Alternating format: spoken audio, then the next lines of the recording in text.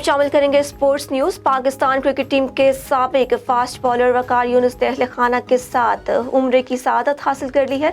वकार यूनुस ने ट्विटर पर अहलिया और बेटे के हमरा उम्रा करने की तस्वीर अपलोड की और लिखा कि अल्लाह ने हमें उम्रे के लिए अपने घर बुलाया।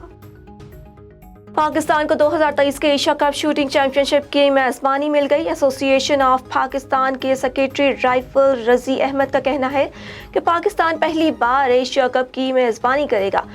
एशियन शूटिंग कन्फेडरेशन ने मेजबानी के लिए पाकिस्तान को खत लिख दिया है। रजी अहमद के मुताबिक भारत और ईरान ने इस इवेंट की मेजबानी के उम्मीदवार थे। रजी अहमद के मुताबिक भारत और ईरान ने इस इवेंट की मेजबानी के उम्मीदवार थे, लेकिन एग्जीक्यूटिव कमेटी ने मेजबानी पाकिस्तान को दी, जो हमारे लिए एजाज की बात है। इस मौके पर भारत समेत 25 ममालिक की टीमें पाकिस्तान आएंगी। एशिया कप 2023 मार्च में लाहौर में होगा।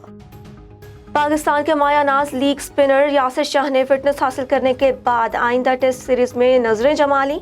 एक बयान में यासिर शाह ने कहा कि पाकिस्तान और भारत के दरमियान क्रिकेट होनी चाहिए। माजी में 3 मुल्की सीरीज से अवाम काफ़ी महसूस हुए थे।